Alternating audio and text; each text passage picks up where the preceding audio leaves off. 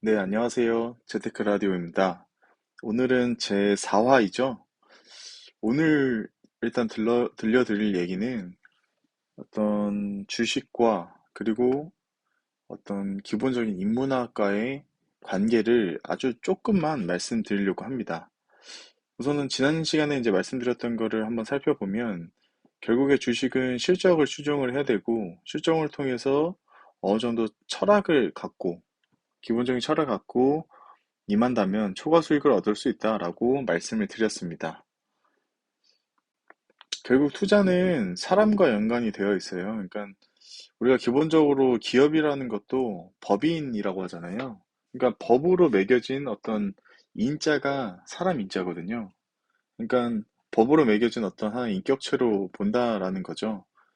투자도 결국에는 법인에 투자를 하는 거니까 사람한테 투자를 한다라고 볼 수도 있습니다. 게다가 투자를 하는 주체도 사람입니다.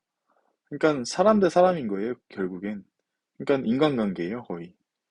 그러니까 사람의 심리가 굉장히 중요하고 인문학적인 게 굉장히 바탕이 되어 있습니다. 오늘 말씀드릴 거는 투자를 할 때 많은 주주들이 어떤 생각을 갖고 있는 건지를 한번 살펴보려고 합니다. 결국에는 사람을 알아야 이제 투자를 할 수 있는데, 그러면 사람이 이제 어떤지를 알아야 되죠.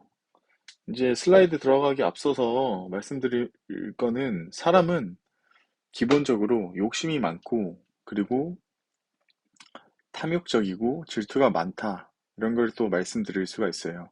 그러니까 재산이 한 100만 원을 갖고 있는 사람도, 그리고 재산이 한 10억 갖고 있는 사람도 누가 행복한지는 사실 몰라요. 그러니까 10억을 갖고 있어도 내 주변 사람들이 11억 혹은 20억 혹은 10억 100만 원 나보다 조금 더 갖고 있으면 분명히 대부분의 인간은 질투를 할 수밖에 없습니다. 그러니까 아닌 사람도 굉장히 많으시겠죠. 하지만 본능적으로 나보다 더 많은 것을 가진 사람에 대해서 경계감을 느끼는 것은 분명합니다. 어, 그렇기 때문에 누가 100만 원을 갖고 있는 사람이든 10억을 갖고 있는 사람이든 누가 근본적인 행복에 가까운지는 명확하게 말씀드리기는 어렵지만 기본적으로 사람이 욕심을 갖고 있고 그리고 질투도 갖고 있고 그런 이제 총체적인 감정을 갖고 있기 때문에 그런 사람을 기본적으로 이해해야 투자를 할 수 있다라는 것을 미리 말씀드리고 한번 보겠습니다. 보면은 이건 제가 어떤 주식 종목의 차트를 하나 갖고 왔어요, 또. 그냥 봤는데, 쭉 어느 정도 내려오다가, 또 소폭 올라가다가, 내려가다가, 올라가다가, 쭉 떨어지다가 이제 또 올라가죠. 근데, 한 이쯤에서 내 옆에 있는 회사 동료 김대리가 이제 주식을 한다라고 생각 한번 해보세요. 이때 주식을 한 1,000만 원을 샀대. 그래서 이제 나한테 이제 얘기를 하는 거예요. 뭐, 누구 대리님, 어, 저 어제 무슨 주식을 샀는데 벌써 지금 5%가 올랐어요. 그러면 이제 저는 그러죠. 아, 그래? 5%? 괜찮다. 뭐, 좀 일단 갖고 있어봐. 이렇게 얘기를 하겠죠.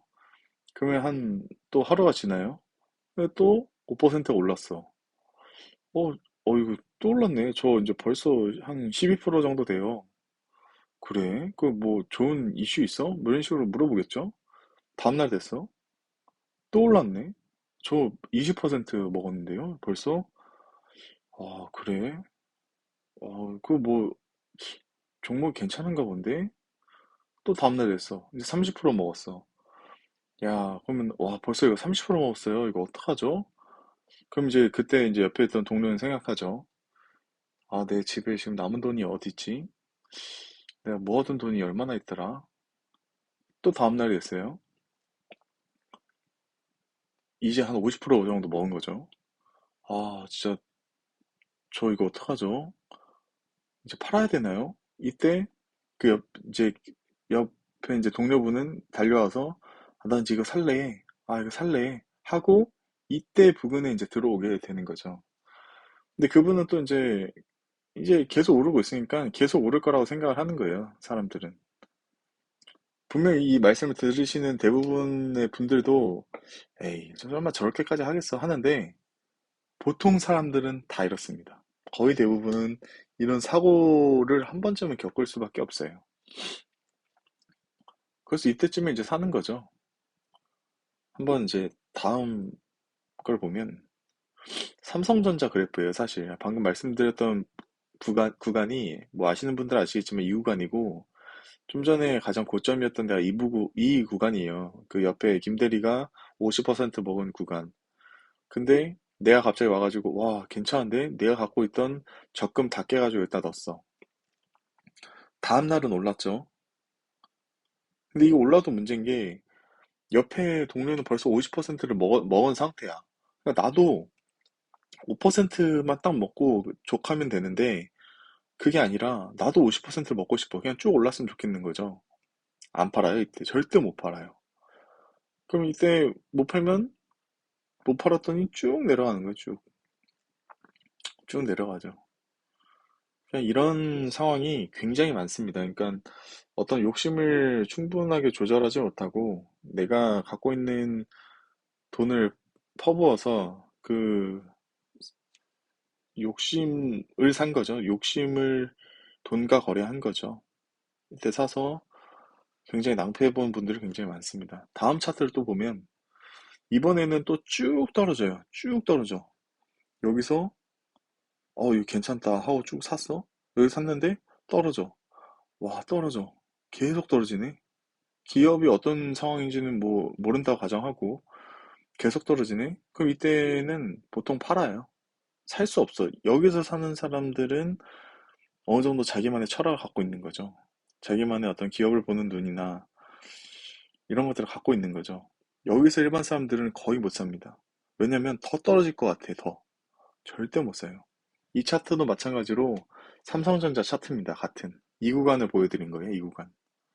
그러니까 사람들은 지금 여기 어쨌든 이 떨어지는 구간을 정확하게 포착했다면 여기서 또 올라요. 또 올라. 쭉 이 구간을 먹을 수 있었겠죠. 최소한 이 부분에만 샀더라도 먹을 수 있었겠죠, 많이. 그러니까 사람들은 그런 식으로 행동하지 않는다. 떨어질 때 못 사고 올라갈 때 산다. 뭐 많이들 들어보신 분들은 들어보셨겠지만 거의 이래요. 결국에 올라갈 때 환희할 때 이때 많이 사요. 올라가네. 더 올라가겠다. 계속 올라가겠다. 이때 사. 근데 안 올라가. 쭉 떨어져. 안 되겠다. 안 되겠다. 이거 안 되겠다. 절규해. 이때 다 팔아. 그럼 누군가 이거 사. 또 쭉 올라.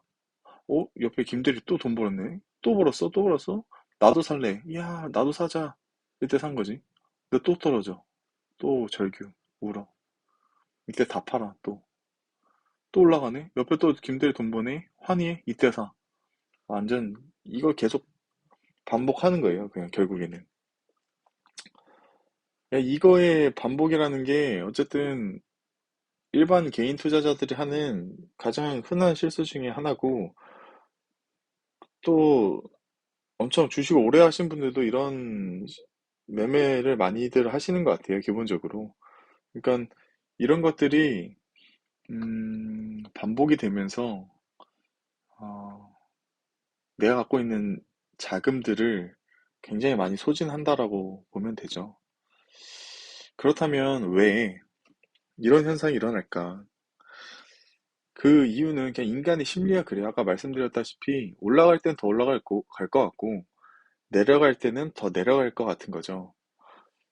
어, 이건 사실 인간을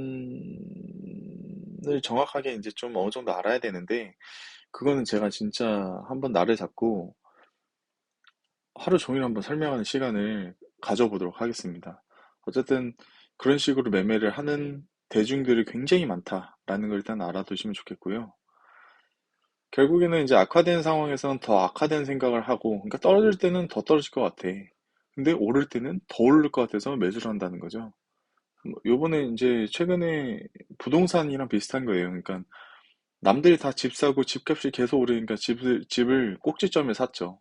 근데 결국 금리가 오르고 대내 악재가 겹치니까 떨어지고 있는 거예요. 그러니까 떨어지니까 지금 또 더 떨어질 것 같은 느낌? 그 지금 시점이 방금 그 악화됐던 그 절규의 그 시점이랑 동일한 거예요. 이러한 모든 감정은 결국에 인간의 진화와 관련이 매우 깊어요. 아까 말씀드린다시피 한번 나중에 총체적으로 한번 설명을 한번 드려볼게요. 결국 오늘 말씀드릴 거는 기업에 주목을 해라. 어쨌든. 그리고 큰 변화가 없다면 적당한 공포에 매수하는 게 좋다. 물론 매수하는 거는 기업을 잘하는 것도 있을 거고 공포에 매수하는 것도 있을 거고 그리고 매매하는 어떤 스킬적인 면도 분명히 존재를 해요. 그런 것들은 차근차근 한번 설명을 드릴 테니까 방금 말씀드렸던 매수 시기와 이게 진짜 공포인지를 판단을 해서 너무 사람들 환희할 때 사지 마시고 최소한 공포에 질렸을 때 사면 크게 무리는 없다라고 저는 판단은 해요. 크게 손실 볼 일은 크게 없다. 건전한 기업에 한해서. 그냥 그런 기업들을 우리는 계속 추종하고 매매를 해서 어, 건전한 투자를 통해서 꾸준한 수익을 낸다면 분명히 부자가 될 수 있음을 저는 확신합니다. 같이 한번 가보시죠. 오늘은 여기까지고요. 더 좋은 얘기로 한번 다음번에 찾아오도록 하겠습니다. 감사합니다.